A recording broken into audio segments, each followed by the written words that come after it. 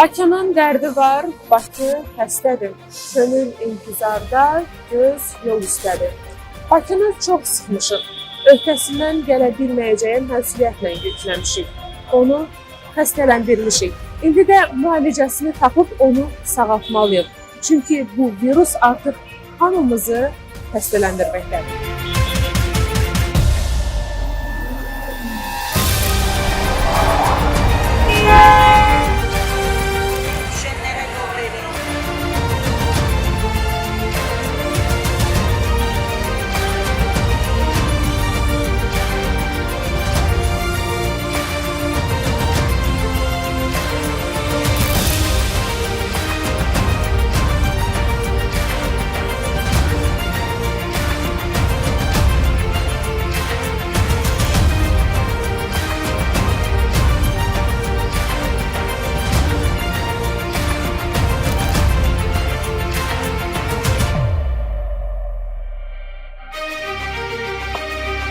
Hər gün 1 milyon 200 mindən çox insan Bakıya bu məntəqələrdən daxil olur.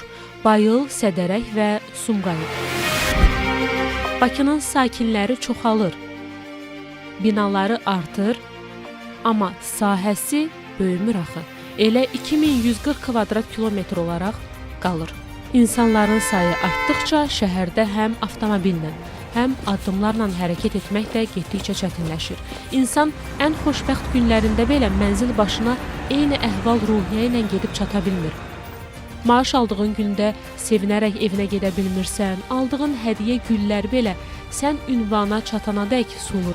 Hətta toy günündə də tıxacda qalmağa məcbur olursan. Fikir vermisinizsə artıq uzun zamandır ki, toy dəvətnamədə qeyd olunmuş vaxtda başlamır. Başlaya bilmir. Bəy və gəlin həmişə şadlıq evinə gecikirlər. Yəni tıxac təkcə vaxtımızı yox, enerjimizi, əhvalımızı, ailəmizə ayırmalı olduğumuz saatları, xoşbəxtliyimizi də bizdən alır və hətta kimlərinsə ölümünə də səbəb olur. Sağa sola sıxlar, sağa sola.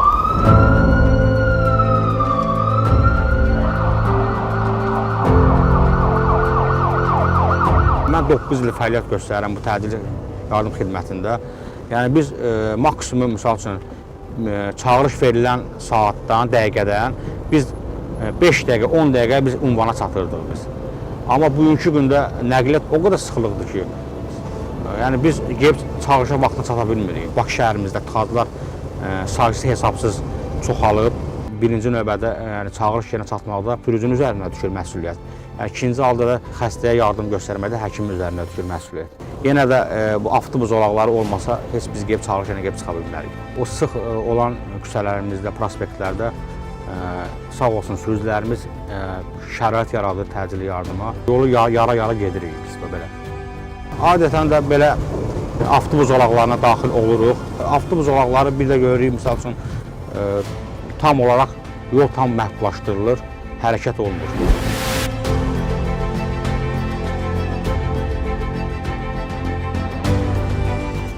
Bu küçəni deyirəm, bu küçə dəhşətdir.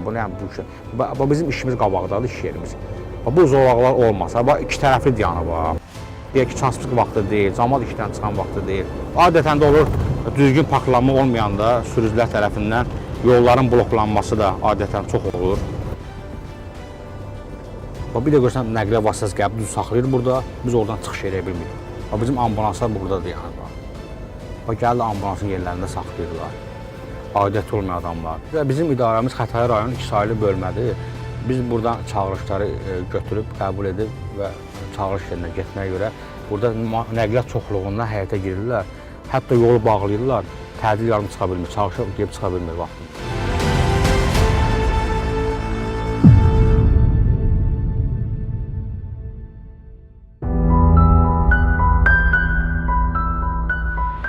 Bəs yaxşı, neyniyək?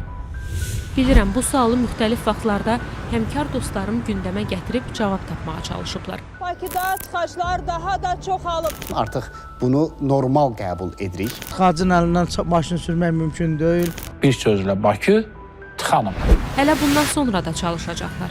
Çünki bu qədər çox danışılmasına baxmayaraq, hələ də bu problemin həllinə nail ola bilməmişik. Amma yenə də ümidimiz var. İnanırıq ki, bir gün bacaracağıq. İnanırıq ki, bir gün 20 yanvar Sumqayıt yolu boşalacaq. Xırdalanda, Masazırda, Sumqayıtda yaşayanlar işdən çıxıb evə əsəb keçirmədən çatacaqlar. İnanırıq, inanmaq istəyirik. Bu böyük bəladır və məsələ təkcə 20 yanvar Sumqayıt yolunda deyil. Tıxac Bakının demək olar ki, bütün əsas küçə və prospektlərinə yayılıb. Səhər saatlarında şəhərə daxil olan, axşam isə şəhərdən çıxan hər kəs eyni mənzərə ilə üz-üzə qalır. Bitməyən avtomobil sıraları, əsəbləri gərgin sürücülər, vaxtını yolda itirən insanlar. Nərimanovda da, Yasamalda da, Babək prospektində də, Neftçilər tərəfdə də vəziyyət fərqli deyil. Bu artıq ayrı-ayrı nöqtələrin yox, bütöv bir şəhərin problemidir.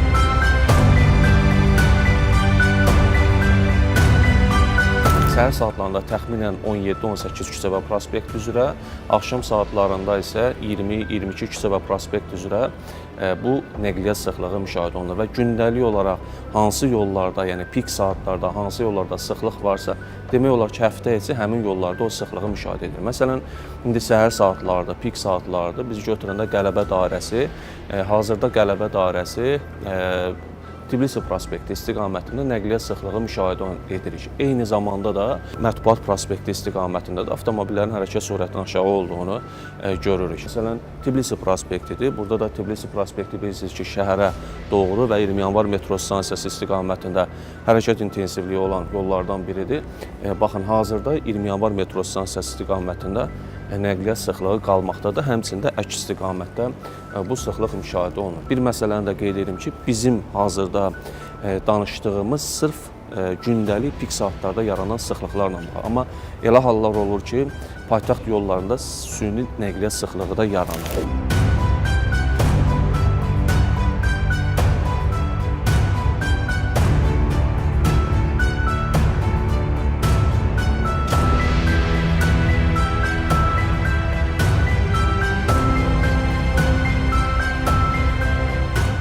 Bundan başqa mərkəzi deməli səhər saatlarında, pik saatlarda özünüzdə gördüyünüz kimi bir neçə küçə və prospektdə sıxlıq var və bu həftə içi gündəlik deməli biz bu halı müşahidə edirik və təbii ki, əməkdaşlarımız tərəfindən ümumilikdə mərkəzin 152 kəsişmədə olan idarə olunan svetoforlar var. Hansı ki, əməkdaşlarımız buradan həmin svetoforları idarə edə bilirlər və biz baxırıq ki, hansısa bir küçə və prospektdə hərəkət dayanıb, nəqliyyat sıxlığı var, hərəkət sürəti çox aşağıdır, dərhal həmin svetoforlarda yaşıl işıq müddətini artırırıq ki, o intensivlik bərpa olunsun. Paytaxtda ağıllı svetoforların deməli quraşdırılması işlərinə başlamışıq. Demək olar ki, 8 küçədə bu svetoforlar sınaq müddətində pilot layihə olaraq işə salınıb və bu svetoforların hazırki ənənəvi svetoforlardan əsas fərqi ondan ibarətdir ki, ənənəvi svetoforlara biz vaxt veririk, amma ağıllı svetoforlar bizim həmin svetoforlara vaxt verməyimizə ehtiyac yoxdur. Xarici təcrübə də onu deməyə əsas verir ki, ağıllı svetoforlar quraşdırılıb, tam var gücü ilə işə salınandan sonra hansı küçə və prospektlərdə quraşdırılıbsa, təxminən 15-30% nəqliyyat sıxlığı azalacaq.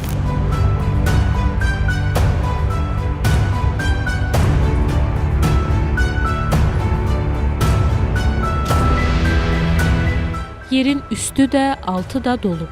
Şəxsi avtomobillər şəhəri kilitləyib. Metro isə bu yükü tək başına daşıya bilmir. Bir vaxtlar rahatlıq olan seçim artıq məcburi seçimə çevrilib. Sıxlıq, bir-birinə əzmək, itələmək, əsəb, bunlar da gündəlik marşrutun bir hissəsi olub.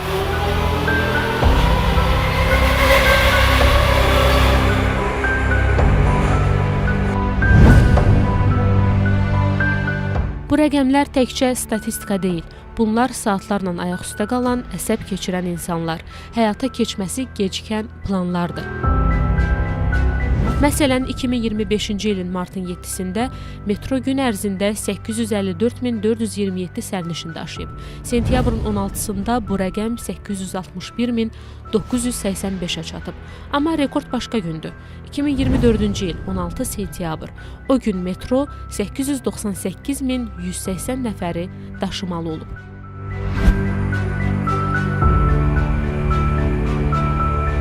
Demək olar ki, bir şəhər yerin altından keçib. Biz hal-hazırda Koroğlu stansiyasındayıq. Bakı metropoliteninin pandemiyadan sonra ən çox sərnişin daşıyan stansiyasıdır. Biz sıxlıqları azaltmaq üçün artıq başqa imkanlara əl atmağa başlamışıq. Elə Koroğlu stansiyasında onun bir nümunəsini görəcəksiniz. Səhər saatlarında Neftçilər stansiyasından bir qatarımız boş olmaq şərti ilə bu stansiyanın ən sıx dövründə məhz bura sərnişinsiz gəlir. Yəni Qarayev stansiyasında, Neftçilər stansiyasında sərnişin götürmür. Burada əsas yığılma məqamında o sərnişinləri götürərək yoluna davam edir və stansiyada sabitlik yaranır. Səhər saatlarında biz əks istiqamətdən 20 yanvar inşaatlar, Memar Əcəmi stansiyalarımızda çox sıxdır və orada isə Memar Əcəmi stansiyasından qatarları geri qaytarmaqla manevrlərdən istifadə edirik və 8-9 arası 2 qatarımız geri qayıdır. Bundan əlavə olaraq günorta saatlarımız da heç də sərnişinsiz keçmir. Çünki birinci dərs növbəsi başa çatandan sonra metropoliteni təsəvvür edin ki, cəmi 27 stansiyasından 4-ün üzərinə xüsusi yük düşür. Yəni bütün metroda gördüyünüz o qatarlardakı sıxlıqları 4 stansiya yaradır. Bu Elmlər Akademiyasıdır, 28 may, Gənclik və Nərmanov stansiyalarıdır. Yəni tədris ocaqlarının daha sıx yerləşdiyi ərazilərdir. Günorta saatlarında bizim 1-2 arası 2 qatarımızdan biri, deməli ehtiyat qatarımızdan biri 28 may stansiyasına mütləq sərnişinsiz göndərilir. Digər qatar isə artıq stansiyalardakı vəziyyəti, Nərmanov, Gənclik 28-dəki vəziyyətdən asılı olaraq istənilən bu 3 stansiyadan birinə sərnişinsiz hərəkət edir. Bugünkü çətinliyimiz nədən ibarətdir? Və sərnişinlərimizdən ricamız odur ki, intervalı 15 saniyədə azaltdığımız üçün artıq 1 saniyənin də hökmü var və bunu sərnişinimiz əyanı hiss edir. Əvvəllər sərnişinlərimizə bu sözü deyəndə hiss etmirdilər. Bugün qatarlarımız stansiyalara daxil olarkən sürətli daxil olmalıdırlar. Sərnişin hüdud xəttini keçibsə platformada, o demək ki, qatar sürətini avtomatik olaraq azaldacaq və bu maşinistin bu məcburi hərəkəti bir neçə saniyəni itirilməsinə səbəb olacaq.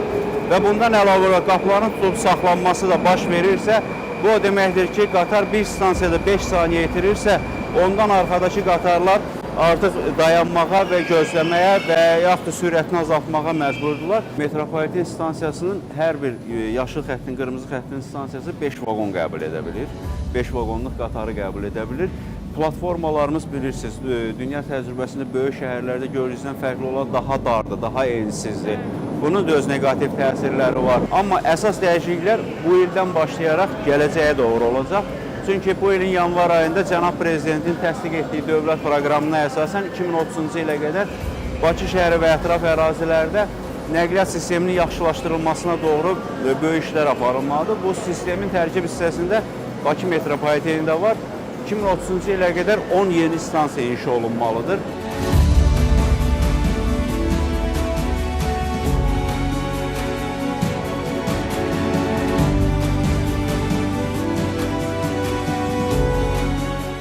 Bəs bu sıxlığın içində yolun özündə nə baş verir?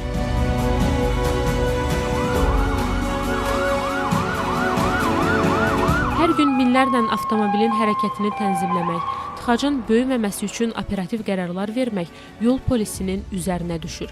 Bu minvalla vəziyyəti nə qədər nəzarətdə saxlamaq mümkündürsə.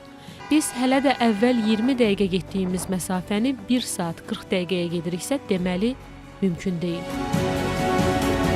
Bilirsiniz, bu məsələdə polis vətəndaş həmrəliyi də nümayiş etdirilməlidir. Çünki ərazilərdə xidmət aparan əməkdaşlarımız, bilirsiniz, bu sürədə hərəkətin intensiv olduğu yerlərdə baş verə biləcək, yarana biləcək sıxlıqların qarşısının alınmasında xidmət aparır. Amma bəzi sürücülər tərəfindən yol hərəkəti qaydalarına düzgün şəkildə riayət olunmaması bir avtomobilin, yəni yol hərəkəti qaydasını pozması ərazidə böyük bir sıxlığın yaranması səbəb olur. Paytaxtın müəyyən əraziləri var ki, həmin ərazilərdə əməkdaşlarımız tərəfindən mütəmadi olaraq nəzarət tədbirləri həyata keçirilir. 20 yanvar dairəsi istiqamətində bilirsiniz ki, burada istər paytaxtdan çıxış, eyni zamanda paytaxtda nəqliyyat vasitələrinin hərəkət intensivliyi daha çoxdur və buna görə də ərazidə naryadlarımızın sayı digər ərazilərlə müqayisədə daha çoxdur. Bu sıxlığın baş verməsinə səbəb olan amillərə gəldikdə isə apardığımız araşdırmalar onu deməyə əsas verir ki, əsasən sürücülər tərəfindən yol hərəkəti qaydalarının kobud şəkildə pozulması, xüsusilə də dayanma və durmanın, manevr etmənin, yol ayrıcı keçmə qaydalarının pozulması hərəkətin intensiv olduğu ərazilərdə yolun buraxıcılıq qabiliyyətinin aşağı düşməsi ilə yanaşı sıxlığın yaranmasına və eyni zamanda bəzi hallarda yol nəqliyyat hadisələrinin baş verməsinə də səbəb olur. Digər səbəbləri gəldikdə isə bəzən yol nəqliyyat hadisəsi baş verir, tərəflərdən hər hansı biri nəqliyyat vasitəsini yolun hərəkət hissəsindən çəkmək istəmir.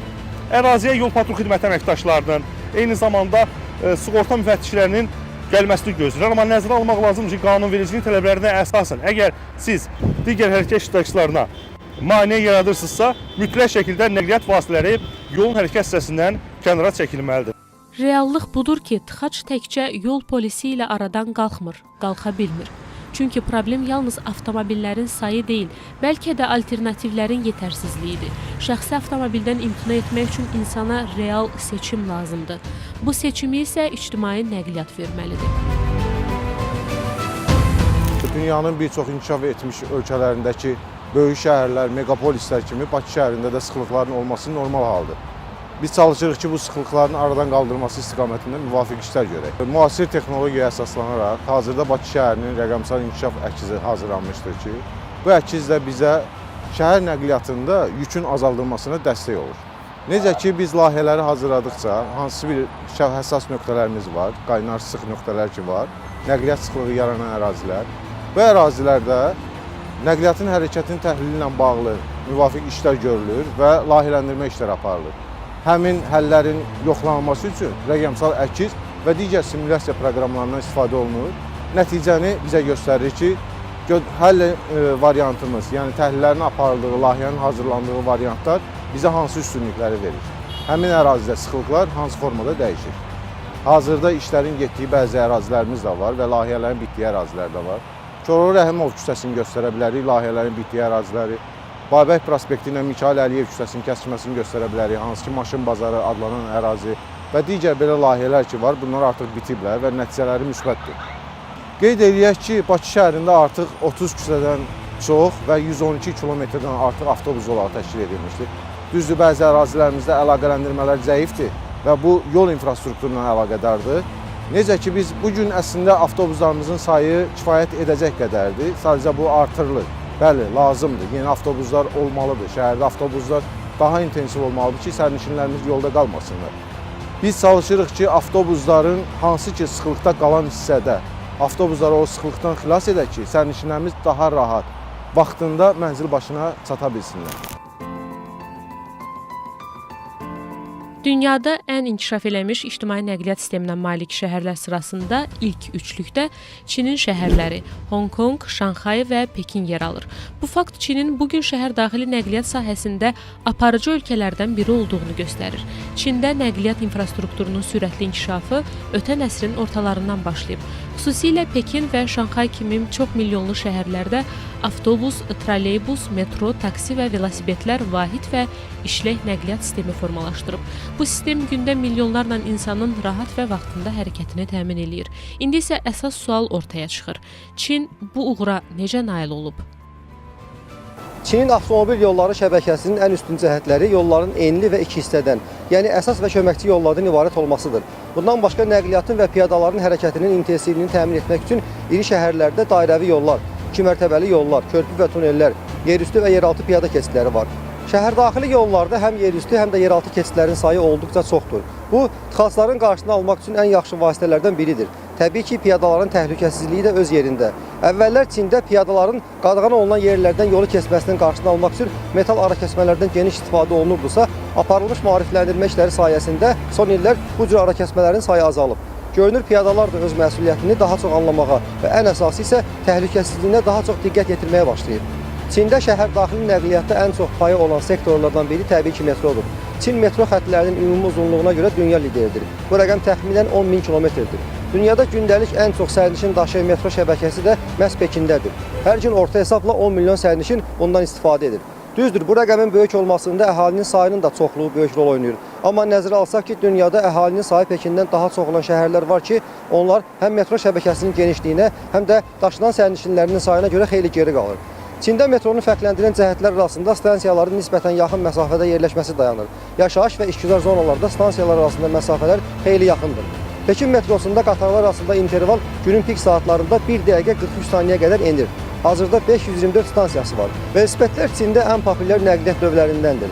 Əvvəllər yalnız fərdi velosipedlərdən istifadə olunurdusa, son illər texnologiyanın inkişafı sayəsində mobil tətbiqlər vasitəsilə kirayə velosiped sistemi daha geniş yayılıb. Siz demək olar ki, hər küçədə uzun-uzadı sıralanan velosipedlərə rast gələ bilərsiniz. Mavi, sarı, narıncı rəngdə olan bu velosipedlər əsla düşünməyin ki, sadəcə olaraq göz oxşamaq üçün belədir. Velosipedlərin rəngi onun hansı şirkətə məxsus olmasını göstərir. Hər kəs tıxacdan danışır, hər kəs həll yollarından danışır.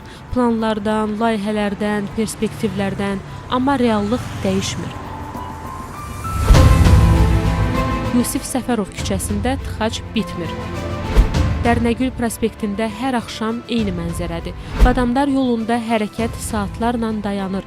Bayıl yolu isə artıq yol yox, səbr sınağıdır. Günlər dəyişir, aylar keçir, illər ötür, amma bu küçələrdə tıxac qalır.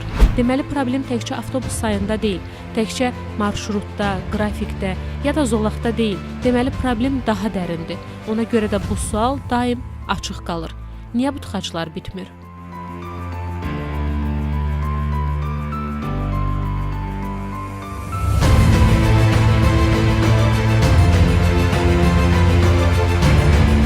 Bunun köklü səbəbi məskunlaşma problemidir. Şəhərsalma norma və qaydalarının pozulması ilə, nəqliyyat yükü nəzərə alınmadan, sosial infrastruktur nəzərə alınmadan Bakıda və Bakı aqlomerasiyasında, Abşeron aqlomerasiyasında məskunlaşır. Bax, əsas səbəb budur.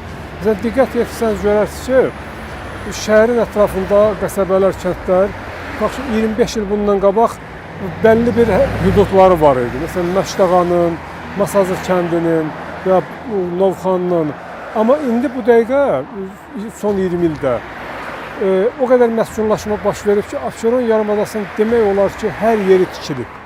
Həyət evləridir, hətta məsələn, indi başlayıblar şəhər ətrafı qəsəbələri, kəndlərdə göydələnlər tikməyə, hündürmərtəbəli binalar tikməyə. Üstəgəl, şəhərin özünün daxilində minlərlə yeni hündürmərtəbəli binalar tikildi. Şəhər sıxılaşdırıldı. Bax, bütün bunlar hamısı baş verərkən heç bir nəqliyyat infrastrukturu, nəqliyyatın yükü demək olar ki, nəzərə alınmadı. Və son 20 ilə biz fikir versək görərik ki, məsələn, Bakı metropoliteninin cəmi 3 dənə stansiyası tikilibdir son 20 ildə.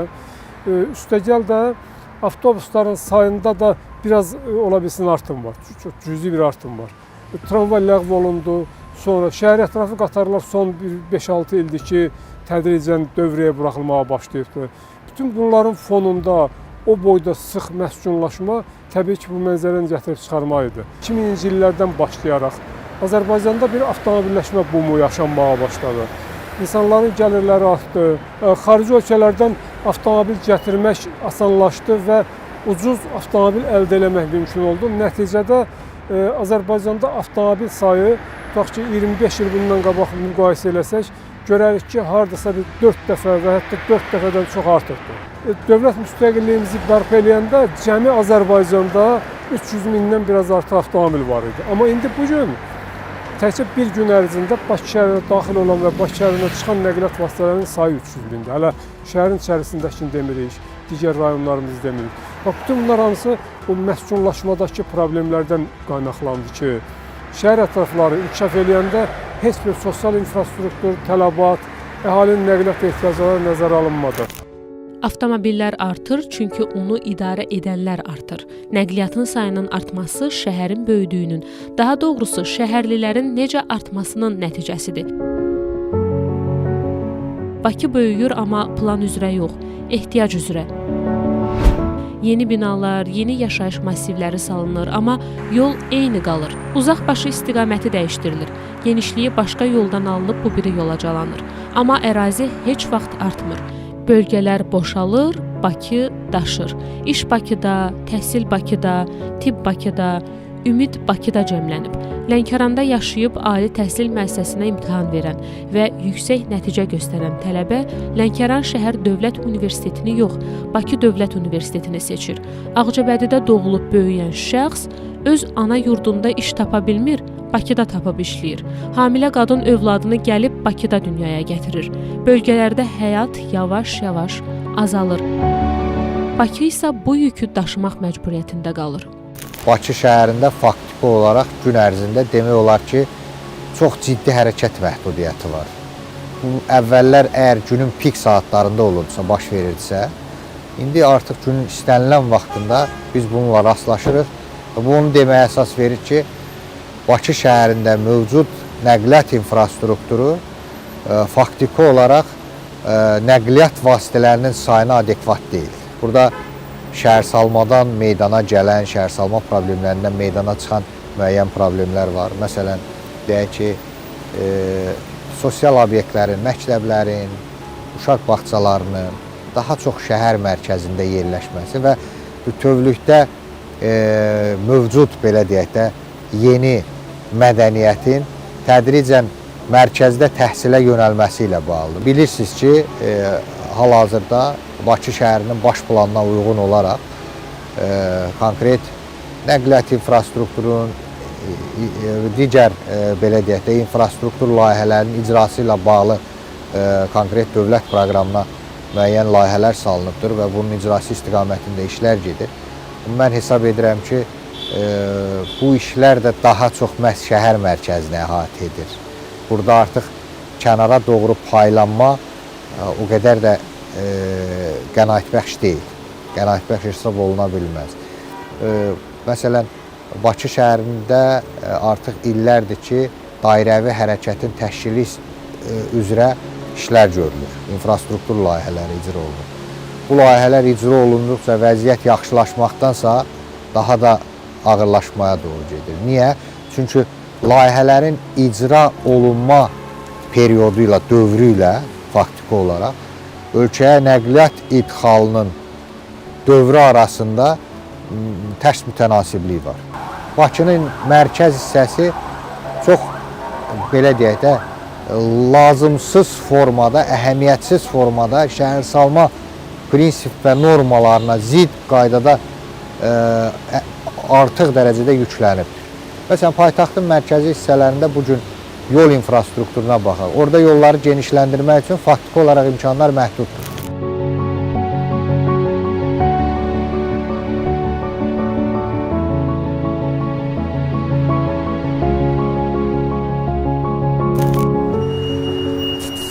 Deyəsən, problem şəhərdə deyil, seçimlərdədir. Tıxacda qalan təkcə avtomobilimiz yox, arzularımız, vaxtımız, xəyallarımız ən əsasda xoşbəxtliyimizdir. Sözün hər mənasında yolumuz açıq olsun.